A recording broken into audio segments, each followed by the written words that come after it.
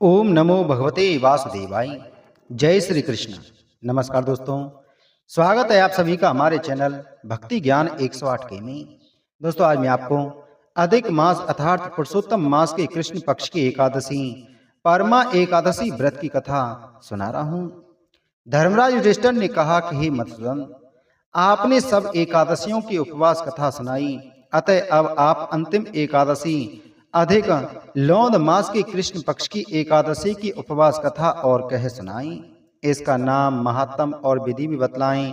मैं आप में श्रद्धा भाव रखते हुए यह अंतिम अनुरोध करता हूँ। देवकी नंदन ने कहा, हे धर्मराज युधिष्ठिर, मैं भी तुम्हारी श्रद्धा का सम्मान करके इस अंतिम उपवास कथा को अवश्य ही सुनाऊंगा, अतः दत्तचित होकर इसका श्रवण करें। देवकी नंदन बोले, हे धर्मराज, यह एकादशी परमा एकादशी कहलाती है। इस परमा एकादशी उपवास के पुण्य प्रभाव से यह लोक में अनेक सुख प्राप्त होते हैं तथा परलोक में विष्णु धाम मिलता है। यह उपवास भी पद्मिनी एकादशी के समान पूरा करें। हे कुंती पुत्र, इसकी एक अत्यंत ही मनोहारी कथा में तुम्हें कहता हूँ, अतः एकाग्रचित होकर सुनो। यह घटना ऋषियों के साथ काम्पल्य नगर में घटी थी। काम्पल्य नगर में एक ब्राह्मण रहता था जिसका नाम सुमेधा था। उसकी पत्नी अत्यंत ही पतिव्रता थी।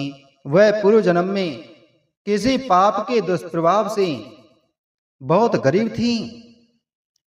उसे भीख मांगने पर भी नहीं मिलती थी। वह वस्त्रहीन रहकर भी पति सेवा में लीन रहती थी। स्वयं भूखी रहकर अतिथि को भोजन कराती थी। अपने पति से किसी भी वस्तु को प्राप्त करने की इच्छा नहीं करती थी। एक दिवस अपनी भार्या को अत्यंत कमजोर और दीन अवस्था में देखकर सुमेधा बोला, हे प्रिय, मांगने पर भी मुझे कोई पैसे वाला धन नहीं देता है, क्योंकि पैसे के अभाव में घर की गाड़ी नहीं चल सकती है।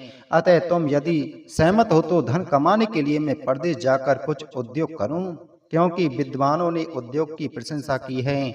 मुझे अन्य कोई मार्ग नहीं दिखलाई पड़ता है। उसकी पत्नी ने अत्यंत ही विनीत स्वर में उत्तर दिया, हे स्वामी, मैं तो आपके चरणों की पुजारिन हूँ। मुझे तो केवल आपकी आज्ञा का अनुसरण करना है। परंतु आप जानते हैं कि मनुष्य को सदैव अपने कर्मों का ही फल मिलता है। सुमेरु पर्वत पर रहते हुए अपने सौभाग्य के बिना कुछ भी नहीं मिलता है। पूर्व जन्म में हम जो भी सुकर्म जैसे अन्नदान, भूमिदान, विद्यादान या वस्तुदान करते हैं, उसी के अनुसार इस जन्म में प्राप्ति होती है। विधाता ने हमारे भाग में जो भी कुछ लिख दिया है, अब वैसा ही होगा। दान न करने वाले को केवल अन्न ही मिलता है। अतः मैं आपसे विनती करती हूँ कि आप यहीं रहकर धन अर्जित करने का प्रयत्न करें, क्योंकि मैं आपका वियोग सहन नहीं कर सकती। पत्नी यदि पति के साथ न रह सकती हो तो इस संसार में भाई, बंधु, माता पिता तथा अन्य सभी संबंधी उसकी निंदा करते हैं, जो मैं सहन नहीं कर सकती हूँ। अतः मेरा आपसे यही प्यार भरा अनुरोध है कि आप यहीं रहकर ही धन प्राप्ति के लिए प्रयत्न करते रहें। कभी आपको सफलता अवश्य मिलेगी। कुछ समय पश्चात कौंडिन्य ऋषि विहार करते हुए वहां आए। उनको आया देखकर सुमेधा ने पत्नी सहित उन्हें नमन किया और अपने को धन्य माना। दोनों ने कहा, आपके दर्शन से हमारा जीवन सफल हो गया है। तत्पश्चात सुमेधा की पत्नी ने उन्हें बैठने के लिए आसन दिया तथा भोजन दिया। तब उस पति भक्त पत्नी ने ऋषि को अपनी दुख भरी कथा कह सुनाई। वह बोली, हे मुनि, आपके आने से हमारे सब दुख समाप्त हो जाएंगे। आप हमें कोई ऐसा उपवास या विधि बतलाएं जिससे हमारी दरिद्रता दूर हो सके। इस पर ऋषि राज ने उन्हें सांत्वना देते हुए कहा, हे पुत्री, तुम पति सहित अधिक लौंद मास की कृष्ण पक्ष की परमा एकादशी का उपवास श्रद्धा एवं विधि पूर्वक करें। इस प्रकार तुम्हारे सारे पाप जलकर राख हो जाएंगे, दरिद्रता भी समाप्त हो जाएगी। तुम अपने पति सहित सुखपूर्वक और आनंदमय जीवन व्यतीत करोगी। इस उपवास में नृत्य गान के साथ रात्रि जागरण करना चाहिए। महादेव जी ने कुबेर को इसी उपवास को करने के कारण ही कोषाध्यक्ष बना दिया था। राजा हरिश्चंद्र को स्त्री पुत्र सहित राज्य वापस दिलवा दिया था। ऋषि राज ने ब्राह्मण पत्नी को परमा एकादशी की पूर्ण विधि बतला दी। इसके साथ उन्होंने पंचरात्रि व्रत कर्म भी करने के लिए कहा, जो एकादशी उपवास से भी ज्यादा प्रभावकारी होता है। परमा एकादशी उपवास वाले दिन प्रातः ही स्नान करके पंचरात्रि उपवास शुरू कर देना चाहिए। 5 दिन तक जलहीन व्रत करने वाला अपने माता पिता व पत्नी सहित देवलोक प्राप्त करता है। 5 दिन तक केवल संध्या काल में ही भोजन लेने वाला भी देवलोक जाता है। 5 दिनों तक स्नान करने के बाद ब्राह्मणों को भोजन कराने वाला सारे संसार को भोजन देने का पुण्य फल पाता है। उपवास काल में अश्वदान करने वाला त्रिलोक के दान का फल ग्रहण करता है। ब्राह्मण को तिल दान करने वाला तिलों की संख्या के वर्षों के बराबर विष्णु धाम में निवास करता है। घी पात्र दान करने से सूर्यलोक मिलता है। 5 दिनों तक पूर्ण ब्रह्मचारी रहने से देवलोक में अप्सराओं का साहचर्य मिलता है। ऋषि राज बोले, ही ब्राह्मणी, तुम अपने पति के साथ यह उपवास पूरा करोगी तो तुम्हें सिद्धि मिलेगी तथा अंत में देवलोक प्राप्त होगा। कौंडिन्य ऋषि के निर्देशानुसार अपने पति सहित परमा एकादशी तथा 5 दिनों का उपवास नियम और विधि से पूरा किया। उपवास समाप्ति पर उसने अपने सामने देवलोक से आए एक राजकुमार को खड़े हुए देखा।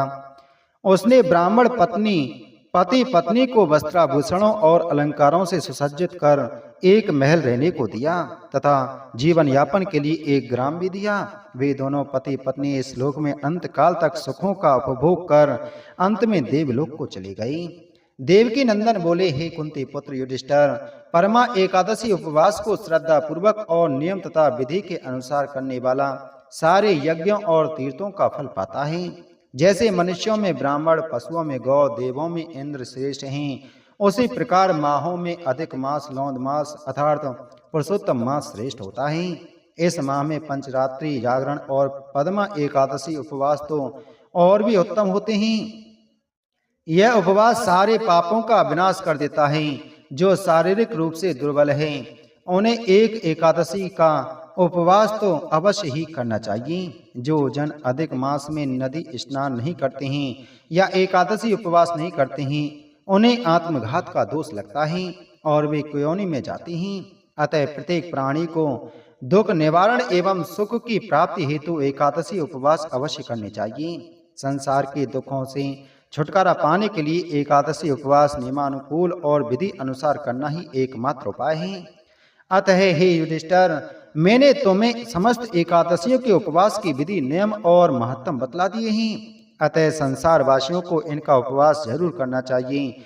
अधिक मास लौंद मास अर्थात पुरुषोत्तम मास का उपवास करने वाले तो इस संसार में अतुल सुखों को भोगकर अंत में परम धाम को मोक्ष जाते हैं। ऐसे प्राणी त्रिलोक में बंधनीय होते हैं। अतः इस कथा को श्रवण करने वाला भी अंत में समस्त सुखों को भोगकर मोक्ष को प्राप्त होता है। बोलो एकादशी महात्म की जय। बोलो श्री कृष्ण चंद्र भगवान की जय।